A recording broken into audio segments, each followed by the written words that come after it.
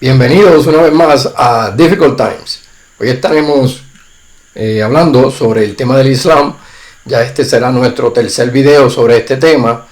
Posiblemente haré uno más al final donde hablaré o trataré de hablar un poquito del aspecto geopolítico en cuanto a los países principales que todo el mundo está pendiente y algunas cosas que pueda añadir. De nuevo, no soy experto en esa área tampoco, pero voy a tratar lo más posible, ya que alguien se interesó en eso y más que nada me interesa presentarlo por el aspecto de cómo podemos analizarlo basado en lo que la escritura dice y partir de ese punto. Pues hoy estaremos hablando del capítulo 2 de Daniel, que es el capítulo que voy a utilizar para explicar cómo llego a la conclusión de que debo de enfocarme en ver el Islam como una posible figura importante en los últimos días, al igual que identificar que la bestia o el anticristo proviene del mismo Islam. Lo hemos discutido cómo ellos ven la figura del Mahdi. Nosotros lo identificamos como el anticristo. Ya ellos, entre las cosas que ellos hablan y que están escritas en el Corán, en sus libros, en sus hadiths y en las otras cosas que ellos escriben, vemos cómo ellos mismos llaman a estos personajes de manera tal que nosotros podemos identificarlos como el anticristo. Por eso parto de aquí y de lo que dice la escritura para ver cómo, si la mayoría de las personas, cuando hablamos sobre ese último imperio, de la figura del capítulo 2 de Daniel, del sueño que tuvo Nabucodonosor, la mayoría van a tratar de identificar que es Roma. La secuencia histórica de esos imperios sí es Roma, el imperio que viene luego del imperio griego, pero ¿por qué yo estoy poniendo esto un poco más adelante en la historia? Bueno, bastante más adelante en la historia. El imperio otomano o el califato islámico, el califato árabe, que existió hasta principios del 1900, pues de acuerdo a lo que dice la escritura, eso es lo que me lleva a ese punto y la comparación que podemos hacer de los diferentes imperios. Bueno, no voy a leer todo el capítulo, ya que cada cual tiene su Biblia. Voy a estar leyendo de la Biblia Reina Valera, la versión del 60, que es la que mayormente la gente utiliza cuando estudian sobre esto. Voy a leer la descripción del sueño y luego la explicación, para entonces podamos ir viendo las cosas que le quiero mostrar y que puedan entonces ver lo que les estoy hablando. Vamos a comenzar leyendo y luego continuamos. Respondió el rey y dijo a Daniel, al cual llamaban Belsasar: ¿podrás tú hacerme conocer el sueño que vi y su interpretación? Daniel respondió delante del rey diciendo: el misterio que el rey demanda, ni sabios, ni astrólogos, ni magos, ni adivinos lo pueden revelar al rey. Pero hay un Dios en los cielos, el cual revela los misterios, y él ha hecho saber al rey Nabucodonosor lo que ha de acontecer en los postreros días. He aquí tu sueño y la visión que has tenido en tu cama. Vea cómo ya Daniel, a través de lo que le está diciendo, está mostrándole que su Dios es superior a los dioses que ellos tenían en Babilonia, porque nadie pudo interpretar el sueño, nadie pudo decir cuál era el sueño, pero ya Daniel, en los pasajes anteriores, él había estado en oración y el Señor le había revelado el sueño y la interpretación. Continuamos. Estando tú, oh rey, en tu cama, te vinieron pensamientos por saber lo que había de ser en lo porvenir, y el que revela los misterios te mostró lo que ha de ser. O sea que él se interesó por pensar cuál era el futuro y Dios se lo reveló a través de ese sueño. Y a mí me ha sido revelado este misterio, no porque en mí haya sabiduría más que en todos los vivientes, sino para que se dé a conocer al rey la interpretación y para que entiendan los pensamientos de tu corazón. Mostrando él su humildad y sobre todo mostrando que el control y la autoridad la tenía Dios y no ellos. No podían exigir nada, sino pedir humildemente. Tú, oh rey, veías y he aquí una gran imagen. Esta imagen, que era muy grande y cuya gloria era muy sublime, estaba en pie delante de ti y su aspecto era terrible. Ok, voy a mostrarles, voy a cambiar la imagen aquí para que entonces puedan ver lo que estamos hablando. Como dije, vamos a hablar del capítulo 2 de Daniel, el sueño de Nabucodonosor. Eso es lo único que vamos a discutir aquí en esta parte. Y ya él nos habló de una estatua. Ahí tenemos una estatua. Esa es una imagen bastante popular que conseguí en el internet para que vean la estatua. Y ven cómo las divisiones de la estatua muestran distintos colores y distintas cosas, que son los colores basados a los metales que se mencionan acá. Continúo leyendo. La cabeza de esta imagen era de oro fino, y su pecho y sus brazos de plata, su vientre y sus muslos de bronce, sus piernas de hierro, sus pies en parte de hierro y en parte de barro cocido.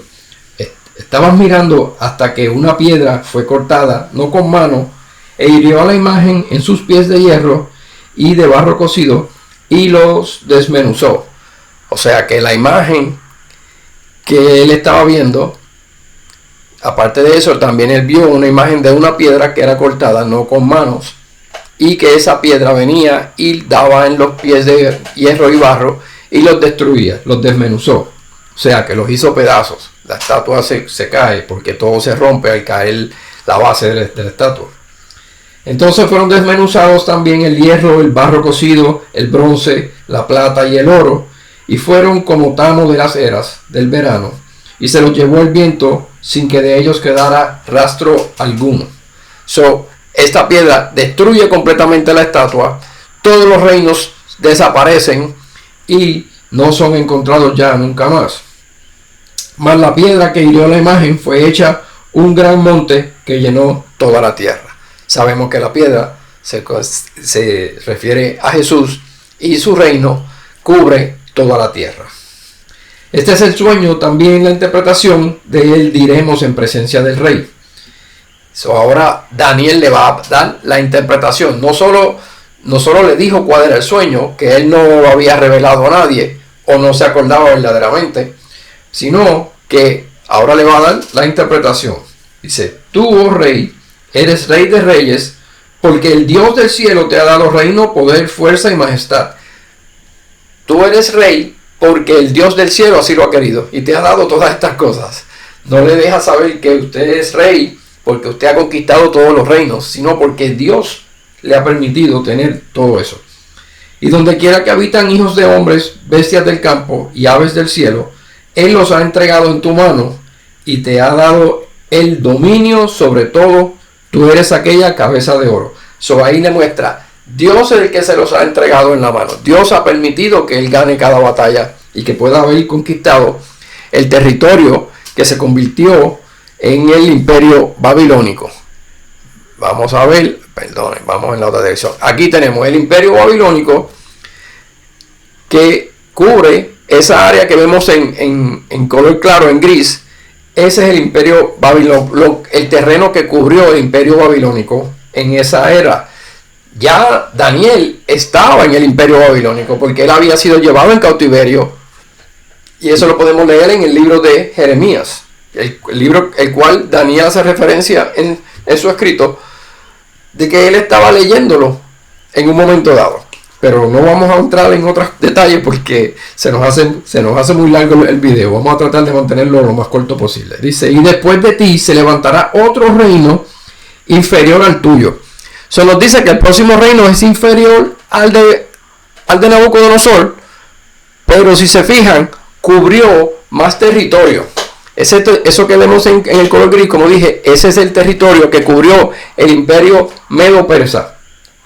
Y aunque dice que era inferior, quizás no era un imperio tan poderoso, pero fue suficiente para conquistar a Babilonia y para conquistar muchos otros terrenos, muchos otros reinos o gobiernos, aldeas, todo como le querramos llamar. Cubrió mucho más espacio territorialmente hablando. Dice luego un tercer reino de bronce.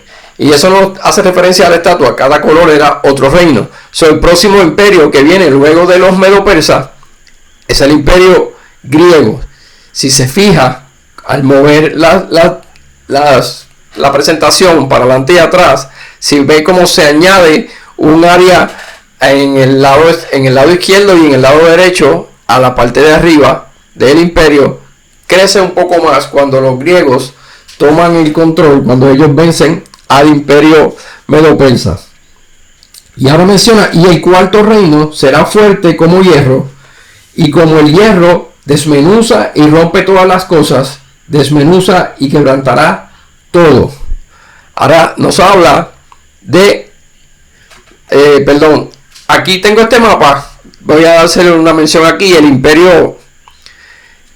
No, aquí no estamos hablando detalles de la profecía de qué sucede con cada imperio, sino los está mencionando, y con esto es suficiente para yo mostrar lo que quiero mostrar. Pero sabemos por la historia del mundo que el imperio griego, luego que Alejandro Magno conquista al imperio medo-persa, él enferma y muere, y ese imperio eventualmente se fractura en 4 partes. No es tan fácil como que él muere y se dividió en 4 y ya, no. Hubo muchas guerras entre ellos y hubieron diferentes familias las cuales batallaron entre ellas para tomar el control de distintas partes, y eventualmente terminan 4 familias principales, y eso es el mapa que les mostré acá. Los Ptolomeos, Antígenas, Selúcidas y otros estados griegos, y aquí está la leyenda. De nuevo, no vamos a entrar en detalle, pero era para que tengan una idea. Y acá menciona otros lugares como Persis, que es Persia, y Partia, que es parte de lo que era Persa también. Y acá vemos Media, que era el imperio medo-persa. Eran estas 2 ciudades que se juntaron para tener el control de toda esa área que tuvieron en un momento dado. Pero en este momento ya se había fracturado todo esto, y lo que está en verde lo tenían los Selúcidas. Lo que está en anaranjado eran los Ptolomeos, que estaban en el sur, y el azul, Antígenes, que era esta área acá de Macedonia y a parte de lo que es Grecia hoy día. Y las otras áreas que quedaban pues eran esos estados griegos, que eran lo que está en color violeta claro. Ok, eso nos mostraba ese imperio. Ahora, como dije, el cuarto reino era fuerte como hierro, y como el hierro desmenuza y rompe las cosas, desmenuza y quebranta todo. Ese imperio, normalmente todo el mundo dirá, el imperio que tomó control luego del imperio griego fue el imperio romano. Pero fíjense que el imperio romano, en lugar de crecer, se hizo más pequeño y se movió en dirección a occidente, y vemos que llegó hasta España, Italia, obviamente, de ahí es que está Roma, pues de ahí es que parte toda la conquista, el norte de África, el área cercana al Mar Rojo, pero ni siquiera llega al área donde estaba el imperio medo-persa y el imperio babilónico, que lo vemos con el punto rojo. Hay un momento dado en que sí se expande un poco, pero no logra mantenerse, y eso es en el año 116 a.C., pero no pudo mantener eso que tenía, y vuelve otra vez a reducirse a lo que era el imperio anteriormente. Básicamente esto sí, pero si se fija, casi todo el área de lo que era Israel en ese momento sí es cubierto por ese imperio. Todo eso el imperio lo controló. Hay una diferencia entre los imperios, entre lo que está diciendo y lo que pasa acá. Si nos quedamos con este imperio como la cuarta bestia, entonces cuando nos dice que desmenuza, rompe todas las cosas y quebranta todo, y cuando analizamos el imperio romano, vemos que el imperio romano fue un imperio bien permisivo. ¿Por qué digo permisivo? Porque no fue como otros imperios que quizás trató de mezclar las personas. Lo hizo Babilonia, lo hizo Medo-Persa. El imperio Medo-Persa trataron de mezclar su gente con los judíos para que ese sentir de esa raza mantenerse juntos, pues fuera menos, que ellos fueran perdiendo ese sentir de su costumbre, de su religión, de su idioma. Pero esos imperios, aunque hicieron eso, no lograron nunca que eso pasara, quizá con otras tribus. Pero cuando llega Roma no trata de mezclar las personas, no trata de que ellos pierdan lo suyo. Al contrario, muchas de las cosas que tiene Roma son cosas que copió del imperio griego. La religión y los dioses romanos, ellos simplemente cambiaron los nombres, pero básicamente era la misma estructura. Y todavía hoy día, cuando usted menciona algunos dioses, puede ser que mencione unos que eran griegos y otros que eran romanos, porque eran los más populares, pero no necesariamente cambió todo. A ellos solo les importaba que los que ellos habían conquistado pagaran tributo. Eso sí era lo clave para ellos. Ellos querían enriquecerse y tener control a través de ciertas otras cosas, que siempre mantenían una plantilla militar donde quiera que tenían una ciudad, como la tenían en Jerusalén. Pero vamos a seguir más adelante. Como les mencioné, esto fue la extensión un poco que hicieron en un momento dado. Y vamos a ver qué otro imperio pudiéramos ver que controla más territorio y que era uno que destruía las cosas. Ok, ese cuarto reino, en el versículo 40, nos dice que el cuarto reino será fuerte como hierro, y como el hierro desmenuza y rompe todas las cosas, desmenuzará y quebrantará todo. El imperio romano desmenuzó todas las cosas, quebrantó todo, lo destruyó. Sí sabemos que en el año 70 destruyó el templo y quizás destruyeron a Jerusalén, pero eso es casi al final de ese imperio, y es no necesariamente en ese tiempo donde es lo que estamos buscando. No se está viendo, porque el imperio no era típico del imperio romano hacer eso con todo el mundo. No estamos hablando solamente de lo que haya hecho con Israel, sino con todo el mundo. ¿Qué caracterizaba ese imperio? Este imperio hizo muchas otras cosas, y vamos a ir discutiendo qué otras cosas hizo este imperio para ver a qué conclusión podemos llegar. Este que les muestro es el imperio del califato árabe, del Islamic Caliphate, el califato islámico o el imperio otomano. Mire todo lo que está en gris. Eso incluyó el territorio que tenía el imperio babilónico, lo que añadió el imperio medo-persa, lo que añadió el imperio griego y lo que tenía el imperio romano. Bastante de lo que ellos tenían, porque cubrió parte de España, cubrió el norte de África, Arabia Saudita completo, parte de Grecia, cubrió mucho más territorio que todos los demás imperios. Ahora, ¿qué caracterizaba al Islam? El Islam llegaba y conquistaba, trataba de imponer el lenguaje, porque lo primero que ellos imponen es la religión. Y dice en el Corán que o aceptas el Islam o mueres por la espada. Las primeras batallas que tuvieron en Arabia Saudita, en las ciudades de Medina y de Meca, produjeron miles de muertos. Y a todos esos muertos, ellos le cortaron la cabeza. No solamente que en la batalla le trataban de cortar la cabeza, sino que después de muerto, le cortaban la cabeza para establecer su punto, para decir: yo te conquisté, yo te dominé, yo te torturé, yo tengo control sobre ustedes, y el próximo que se levante le va a pasar lo mismo. Básicamente, esa es su manera de promover el Islam. Y ellos toman control. Yo le puedo decir que hoy día, en muchos lugares donde ellos tienen control, si usted tiene un hijo varón, usted no le puede llamar Pedro, Pablo, Juan, Giancarlos, qué sé yo, el nombre que esté de moda, que es lo que normalmente hacemos. Quien sea que vio la novela, le gustó el protagonista, le puso el nombre. Nada de eso. Los nombres son nombres musulmanes, Mohammed, Ibrahim, no sé, son como 4 o 5 nombres y tiene que escoger sobre esos nombres. ¿Qué le puedo decir? Creo que eso es control, creo que eso es una manera de oprimir, de mostrar que yo tengo control sobre ti, y destruye todas las cosas, porque todo aquello que apunta a otra religión, ellos lo destruyen. ¿Qué hicieron en Roma?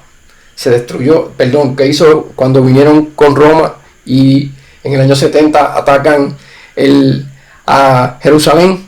El general Tito dirigía las tropas, pero las tropas no eran todas romanas, porque Roma no tenía tanto personal como para poder tener un army grande para pelear estas cosas, sino que tenían un control por parte de los romanos y unos soldados de fila que eran contratados, que solamente se les decía, ven, pelea con nosotros, porque del botín tú vas a tomar parte. Y muchos de ellos eran árabes, y ellos son los que toman la iniciativa de destruir el templo, porque históricamente los árabes y los judíos no se llevan. Y como dije, eventualmente también cuando comienza el Islam a moverse, no que en el 70 haya estado el Islam, estoy mostrando simplemente cómo los precursores de ellos ya tenían estas actitudes. Cuando ellos toman cuando pelean contra Israel, ellos queman el templo y se llevan el oro, destruyen todo el templo para sacar el oro. Por eso dijo Jesús, no quedará piedra sobre piedra, y podemos hacer alusión de esa profecía a eso que pasó en ese día. Pero no hubo una abominación que causara desolación, porque no nos lo dice la palabra. Nos dice que el templo fue destruido, que fueron removidos todas las piedras, la razón para sacar el oro con el que se había cubierto todas las paredes y el techo y toda la construcción. Pues como dije antes, aquí tenemos el califato árabe, que es lo que muestra el control de toda esa área. Todavía hoy día, si vamos a buscar un mapa que muestre todo lo que cubre el Islam, lo pudiéramos ver de esa manera. ¿Por qué razón? Porque ellos ahora no existe el califato árabe, pero sus profecías hablan de el Mahdi que regresa. ¿Y qué sucederá? Él será el gran califa del último califato, el último imán, y ellos van a reinar a través de ese último imán. Y el presidente de Turquía hoy día está abogando para que se reviva ese califato, el último califato. El control estaba en Turquía, y ellos no son árabes, no por raza, pero por la religión sí se unen. Y vimos aquí que cuando nos habla, en uno de los pasajes que voy a leer, dice ese detalle, que ellos se unen, aunque no son todos de la misma raza, pero se unen por un ideal, y eso crea la debilidad de el hierro y el barro. Pero voy mostrándolo por aquí, y había leído ya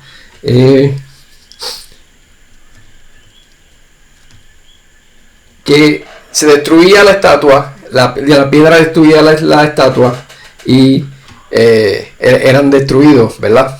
Pues ese cuarto imperio, si tomamos el imperio islámico en lugar del imperio romano, tenemos algo que cumple con muchas de las cosas que nos dice la palabra luego, porque cuando la palabra dice que uno de esos era el 7º imperio, pero también es el 8º, si el califato árabe reviviera ese califato cuando llegue el Mahdi, si eso sucede como ellos lo dicen, entonces lo que está escrito en la escritura, valga la redundancia, se cumpliría con ese califato. Vemos hoy día cómo esto que está sucediendo, mis hermanos, no piense que el Islam va a desaparecer, como he escuchado que de la noche a la mañana el Islam va a desaparecer. El Islam está creciendo a un paso más acelerado que el cristianismo, y se cree que pudieran llegar a ser la religión número 1 en el mundo en los próximos 5 a 10 años. Si eso sucediera, ellos van a sentir que tienen más poder, más control. Y si usted no ha visto las noticias, lo voy a invitar a que no escuche lo que le dicen en las noticias, pero mire la noticia para que usted vea lo que está sucediendo en países como Francia, como en Inglaterra, especialmente en la ciudad de Londres, que está a punto de ser arrasada por los musulmanes, y ellos quieren implementar sus leyes, ley Sharia. Usted sabe lo que está pasando en Estados Unidos. Trump y otros gobernadores han tratado de hacer leyes para evitar de que ellos tomen territorios por ejemplo, en Texas. Ellos querían comprar un pedazo de tierra y querían establecer ley Sharia en ese lugar y crear una comuna, que nadie pudiera entrar ahí. Imagínense, eso es como crear un headquarters, como se dice en los términos militares, en el medio de Texas. En Michigan están teniendo problemas. En Nueva York tienen ahora un alcalde en la ciudad que es musulmán y ya estaban orando en Times Square.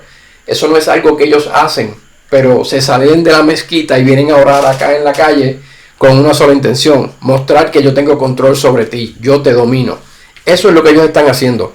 Y esto no vemos que vaya en descenso, al contrario, cada vez vemos que alcanza más países, y esta es la preocupación que yo quiero traerles. No preocupación en cuanto a que ustedes estén tranquilos, sino que estemos pendientes, que oremos, que busquemos dirección de parte de Dios, para que entendamos las escrituras, para que podamos ver en la escritura lo que vemos que está sucediendo a nuestro alrededor, lo que pudiera ser esa señal, eso que Jesús dijo: velad y orad. ¿Por qué? Porque de las 10 vírgenes, 5 estuvieron pendientes y estuvieron listas para cuando llegó el momento. Las otras 5 no estaban listas porque ni siquiera se prepararon. Y si usted no entiende cómo funciona el Islam, cuando lleguen las cosas aquí y haya que tomar una decisión, usted va a decir: no, eso es lo mismo que el cristianismo. Alá es el mismo que Jehová, y todo eso, y todos podemos estar juntos y todos tranquilos y felices y en paz. Mi hermano, ellos no vienen a buscar paz con nadie. Ellos vienen a conquistar. Y es lo que he tratado de presentar a través de los primeros 2 videos, donde les hablo un poquito de lo básico que pude traer para no complicarlo mucho. Y luego les mostré lo que ellos mismos escriben y hablan. Su presentación es una para confundirlos, para traer medias verdades. Ellos dicen que ellos también adoran a Jesús. Sí, seguro, creemos en Jesús. Él fue un profeta, pero él no murió en la cruz. Alá se lo llevó para el cielo y él va a regresar. Sí, él va a regresar, creemos como ustedes. Y ese Jesús que ellos creen, nosotros lo podemos identificar como el falso profeta. ¿Y a cuántos va a confundir el falso profeta? Porque van a pensar que Jesús verdaderamente ya regresó. Pero ¿qué nos dijo Jesús en las Escrituras? Cuando le digan: allí está el Mesías, no vayan a verlo. Porque cuando yo venga, todo ojo le verá, todo ojo me verá. Entonces, si tenemos eso en las Escrituras, pero no estudiamos la Escritura, no vamos a poder distinguir entre una cosa y otra. Y no estoy diciendo que no hay personas que están muy preparadas y que están listos para dirigir y para enseñar y todas estas otras cosas. Yo no me considero que yo soy ningún erudito, lo he dicho antes, pero creo que esto es importante. Por eso lo presento. Ese es el califato árabe, el espacio que ellos cubrieron en ese momento. ¿Cuánto pudieran cubrir hoy día? No sabemos. Pero ya les expliqué que ellos se mueven a diferentes ciudades del mundo tratando de entrar en el área política, porque es más fácil entrar de esa manera. Confundo a todo el mundo, le hago ver que estoy tratando de hacerme parte de ellos. Ya ve que el alcalde de Nueva York dijo que les iba a dar apartamentos gratis, que le iba a dar transportación gratis, que le iba a dar también supermercados donde el gobierno fuera quien los controlara, y todo el mundo votó por ellos. Muchas personas de las que votaron por él, se le preguntó en la calle y dijeron: vamos a votar por él porque él nos va a dar cosas gratis. Y si esa es la mentalidad de muchas personas, imagínense qué podemos esperar.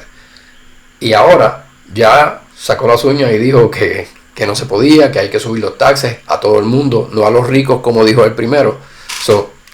Son muchas las cosas, y si no estamos pendientes a la política porque pensamos que eso no es importante, no entendemos lo que está sucediendo. Tenemos que educarnos, mi hermano. Ok, pues continúo, les voy a mostrar ahora aquí, como dije, habla de que ese último imperio es un imperio que desmorona todo, que oprime, que controla todo.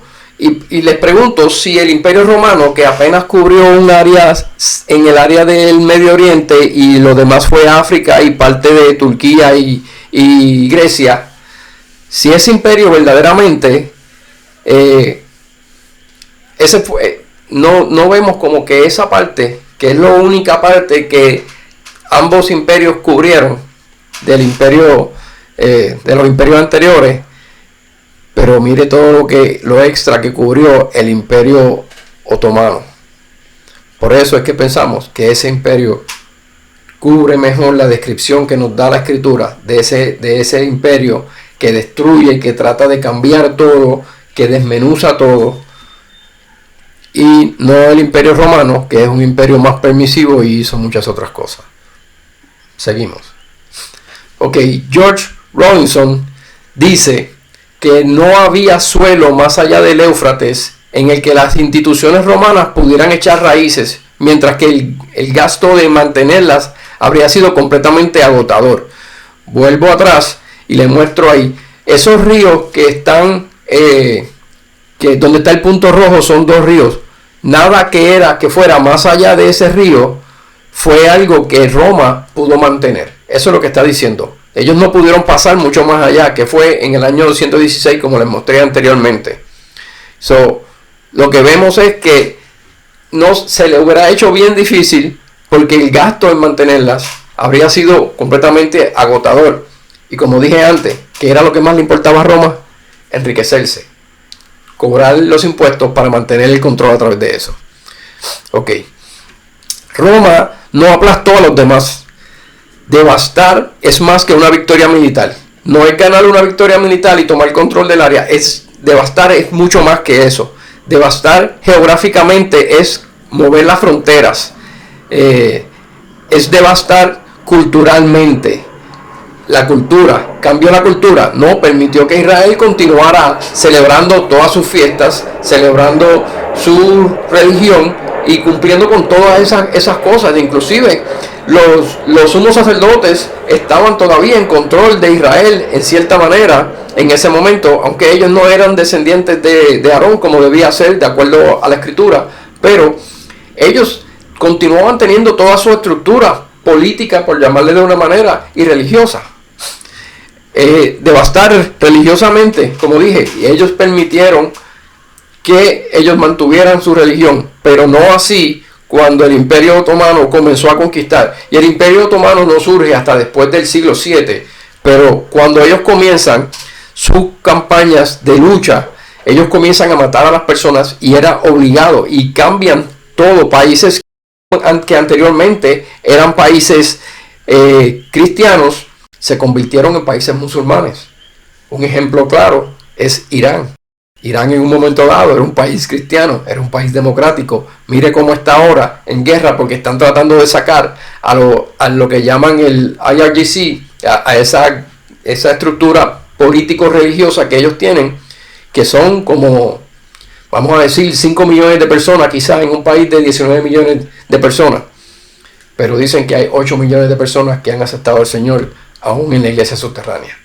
Y damos gloria a Dios por eso, porque sabemos que ese número crecerá mucho más una vez esto termine y que ellos puedan vivir de una manera diferente. Que entendemos que la Escritura también tiene algo que decir sobre eso. Pero vamos a seguir. Devastar es sustituir las lenguas, cambiar el idioma, como dije antes. Roma no hizo esas cosas con sus conquistados, con esos territorios que se llamó el Imperio Romano. El Islam es un imperio devastador y Daniel 7:7 nos dice aquí Como dije, el capítulo 2 y el 7 son similares, hablan de lo mismo. Después de esto miraba yo en las visiones de la noche, y he aquí la cuarta bestia. Esta es una visión que tiene Daniel, espantosa y terrible, en gran manera fuerte, la cual tenía unos dientes grandes de hierro, devoraba y desmenuzaba, y las sobras hollaba con sus pies. O sea que lo que no se podía comer lo destruía con sus garras. A eso que se refiere, que destruye todo. Según iba conquistando, iban destruyendo. Mataban la gente, se llevaban las mujeres prisioneras y las convertían en esclavas sexuales. Se llevaban todo lo que había, quemaban las aldeas, mataban a los niños, los varones los mataban y las mujeres se las llevaban. Era algo de verdad grave. Y era muy diferente de todas las bestias que vi antes de ella, y tenía 10 cuernos. Aquí tenemos la alianza de los 10 países que escuchamos en el libro de Apocalipsis. Vea cómo este imperio sí era devastador, y el imperio islámico lo podemos poner en esa categoría. Era un imperio que era de verdad oprimía y devastaba a los que ellos conquistaban. Roma, perdón, me fui para lo que no era. Por aquí, ahora vamos acá. Ok, el imperio romano añadió, en lugar de quitar, el imperio romano añadió infraestructuras, añadió leyes, orden, carreteras, acueductos y muchas otras cosas que hoy día todavía estamos utilizando. Esas carreteras que ellos crearon desde Roma hasta los diferentes lugares y las ciudades más grandes que ellos conquistaron fueron herramientas que se utilizaron luego para poder llevar el evangelio y difundirlo por todo lo que era el mundo conocido en esa era. Eso fue cosas que ayudaron a promover el mismo evangelio que conocemos hoy día. Y eso lo prepara Roma porque ellos estaban más enfocados en eso. Permitió a sus súbditos mantener su lenguaje, religión y cultura, lo que les expliqué. Ellos no trataron de cambiar esos detalles. El imperio otomano sí, esas eran las primeras cosas que cambiaban, para mostrarles que ellos tenían control sobre ellos, que estaban sometidos. Demandó impuestos y reconocimiento a César. Esas eran las dos cosas principales que ellos sí hacían. Tenías que pagar impuestos y tenías que adorar a César como que si fuera un dios.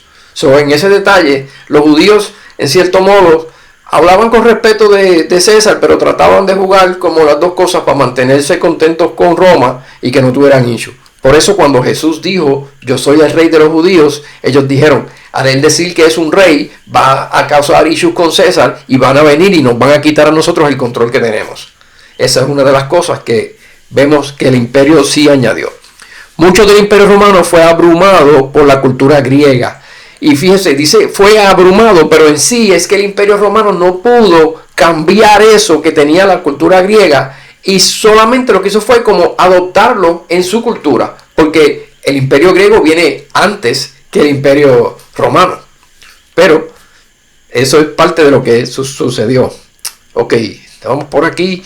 Daniel 11, en el verso 40 al 41, nos dice lo siguiente: pero al cabo del tiempo, el rey del sur contenderá con él, y el rey del norte se levantará contra él como una tempestad, con carros y gente de a caballo y muchas naves, y entrará por la tierra e inundará y pasará. Cuando dice inundará y pasará, significa que la cantidad de personas que van a entrar van a ser muchas y va a tomar control total de ese territorio. Entrará en la tierra gloriosa. O sea, entendemos que en esto que está mostrando aquí, ese es el imperio, el cuarto imperio, esa es la bestia del anticristo, y entrará en Jerusalén y barrerá básicamente con todo allí en Jerusalén, porque dice que inundará y pasará, y dice que entrará en la tierra gloriosa y muchas provincias caerán. Eso es lo que nos al leer este detalle de las profecías que nos da Daniel con las visiones que tuvo, nos muestra esto que pasará ya en un tiempo futuro, porque no fue lo que sucedió en ese tiempo, aunque podemos ver una sombra de ello con lo que hizo siempre se me olvida el nombre,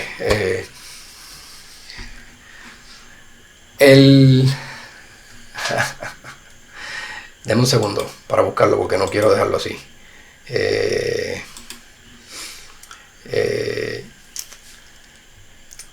Antígenes. Él es el que toma el control sobre eso, el que es similar al anticristo. Me disculpan, es que se me fue eso, me quedé pensando en el detalle. Ok, pues de todas formas, eso es algo que discutiremos en algún otro momento, pero por ahora seguimos hacia adelante. La destrucción del cuarto reino. Ahora ese cuarto reino nos describe en el capítulo 2. En el capítulo 2, volvemos atrás, en el capítulo 2, el verso 33 al 35, dice: sus piernas de hierro, sus pies en parte de hierro y en parte de barro cocido. Estabas mirando hasta que una piedra fue cortada, no con mano, hirió la imagen en sus pies de hierro y de barro cocido, y lo desmenuzó. Entonces fueron desmenuzados también el hierro, el barro cocido, el bronce, la plata y el oro, y fueron como tamo de las eras del verano, y se los llevó el viento sin que de ellos quedara rastro alguno. Mas la piedra que hirió la imagen fue hecha un gran monte que cubrió toda la tierra, que llenó toda la tierra. Ok, como les estaba diciendo, les mencioné ahorita, pues esa piedra se refiere a Jesús, a su reino, a su reinado, y cuando Él regrese, Él destruirá a todos los enemigos de Israel, los enemigos finales. El último enemigo que destruye es la muerte, lo sabemos, que está escrito eso podemos leerlo en la escritura, y pues todas estas naciones que todavía vemos rastros de ellos en cierto modo, pues desaparecerán como tal, porque todos ellos van a ser parte de esa coalición que vendrá contra Israel, pues básicamente todos ellos serán destruidos. ¿Qué más les podemos decir por aquí? Ya para cerrar, Isaías nos dice a nosotros: porque en los cielos se embriagará mi espada, he aquí que descenderá sobre Edom en juicio y sobre el pueblo de mi anatema. Llena de sangre la espada de Jehová, engrasada está de grosura, de sangre de corderos y de machos cabríos, la grosura de riñones de carneros, porque Jehová tiene sacrificio en Bosra y gran matanza en tierra de Edom, y con ellos caerán búfalos y toros con becerros, y su tierra se embriagará de sangre, y su polvo se engrasará de grosura, porque es día de venganza de Jehová, año de retribución en el pleito de Sión. Esto que describe aquí Isaías es la batalla final de cuando Cristo venga y destruya todos los enemigos de Israel, enemigos suyos, y muestra que va a ser algo gráfico, por llamarle de una manera. La manera que lo describe es relacionándolo con los sacrificios que se hacían de corderos, donde se traía la sangre, la grosura y todas esas otras cosas. Eso es lo que está explicando, que en ese tiempo final el Señor terminará de destruir a todos los enemigos antes de que comience, desde la perspectiva que yo defiendo, comenzará entonces el milenio y Él reinará desde el trono de David en Jerusalén, en Sión, el pleito de Sión. Eso es lo que yo puedo entender de las escrituras, y si ve, le he podido traer una unión desde todo lo que mencionó Daniel con el Imperio Otomano, como todas estas cosas caen en línea. ¿Por qué? Porque la última batalla que tiene que suceder de acuerdo a los musulmanes para que llegue el fin es que ellos destruyan a todos los judíos. Y eso sucederá parcialmente, no total, porque quedará un remanente en Israel. Ese remanente que será salvo cuando vean al que traspasaron, como dice Pablo en Romanos 11. Lo cual es el pasaje con el que comencé todos mis videos cuando hablamos sobre el tema de antisemitismo. Todo fluye y no tenemos que inventar, porque si yo voy a analizar hoy día a Roma, tengo que decir que en algún momento Roma tendrá que levantarse como un ejército contendor para poder ir a conquistar Israel. Y creo que desde que Roma destruyó el templo, ya no hubo más problemas con Israel, y luego Roma fue desapareciendo hasta que hoy día lo que tenemos de Roma es básicamente el Vaticano. Y no creo que el Papa y sus cardinales vayan a convertirse en generales de guerra para venir a pelear contra Israel. ¿Por qué digo eso? Sí, porque usted puede pensar, pues, pero se une con 9 países más y entonces son 10 y los demás sí pueden pelear contra Israel. Pero dice que la bestia que sale de ese último imperio es ese personaje es general de guerra, es gobernador y es sacerdote. Es todas las cosas en uno. Pero no vemos eso en el personaje de el Papa. Así que, ¿qué más les puedo decir? Esto es todo lo que tengo en esta línea. De aquí es que llego a esa conclusión.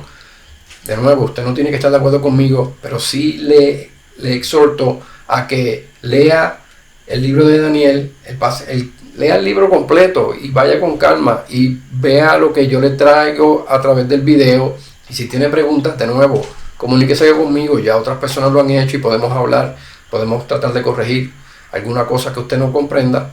Le explico mejor para que vea lo que yo quiero decir con esto. Y de nuevo, no estoy diciendo que usted tiene que aceptar lo que yo digo. Yo quiero que usted estudie la escritura para que usted mismo pueda llegar a la conclusión si es Roma o si pudiera ser un imperio que salga de los musulmanes, del Islam, de la religión que sí, ni siquiera le debemos llamar religión porque es una ideología, más una ideología política que trata de dominar, de tomar control, más que una religión que alabe a su Dios, porque Alá no tiene relación con nadie y Alá no bendice, sino exige, aparentemente, de acuerdo a lo que dice el Corán. De nuevo, estamos casi a los 50 minutos, gracias por escucharme una vez más. Les pido que continúen viendo los videos si no los han visto. Suscríbase para que sepa cuando vienen los próximos videos y dejen un comentario, un like, cualquier cosa que nos quiera decir. Podemos comunicarnos a través de eso. Si quieren enviarlo directo a través del email del canal, está en la descripción del canal y podemos comunicarnos y tener una charla, bebernos un café o algo así, como ustedes deseen. De todas maneras, muchas gracias, Dios los bendiga mucho y será hasta el próximo video de Difficult Times.